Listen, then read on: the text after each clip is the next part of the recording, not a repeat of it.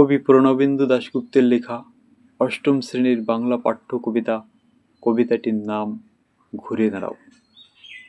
আসুন দেখে নেওয়া যাক ঘুরে দাঁড়াও কবিতাটির মধ্য দিয়ে কবি প্রণবেন্দু দাশগুপ্ত কি বলতে চেয়েছেন।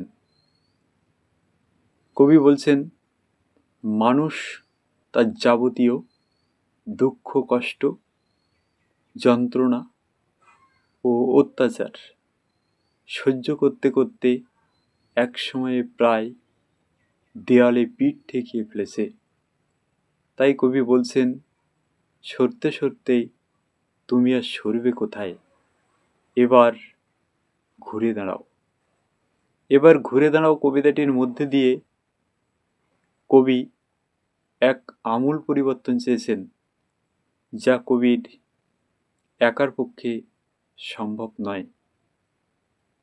তাই কবি সকলকেই কবিতার মধ্যে তুমি সম্বোধন করেই বলেছেন, সরতে সরতে তুমি আর সরবে কোথায়, এবার ঘুরে দাঁড়াও। বেপরোয়া হয়ে বাইরেরটা পাল্টে দাও। বনে প্রান্তরে সাইকেল রিক্সাগুলি শীষ দিয়ে চলে যাক। কাদা ভর্তি রাস্তা উঠে পড়ুক। ছায়াপথের কাছাকাছি নদীর জলে গাছগুলি স্নান করে আসুক। গ্রাম শহর সচেতন হয়ে জেগে উঠুক। যদি তুমি বদলে দিতে না পারো, তাহলে ক্রমাগত এমনি করেই তোমাকে মরতে হবে।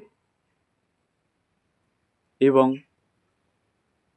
তাই দেরি আর না করে যেখানে আছো সেখান থেকে হাত বাড়িয়ে সমস্ত কিছুকে টেনে নিয়ে এসো পরিবর্তনের জন্য। যদি না পারো, সরতে সরতেই এক সময়ে একটি বিন্দুর মতো অবশেষে মিলিয়ে যেতে হবে।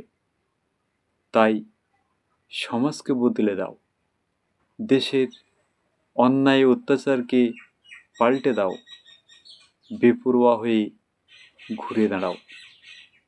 সুপ্রিয় দর্শক ও সুপ্রিয় সাহিত্যপ্রেমী, এই ছিল ভিডিওটির মূল বিষয়বস্তু।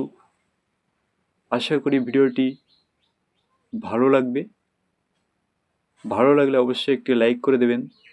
যারা এখনও আমার চ্যানেলটি সাবস্ক্রাইব করেননি, তারা অবশ্যই চ্যানেলটি সাবস্ক্রাইব করে সঙ্গে থাকবেন।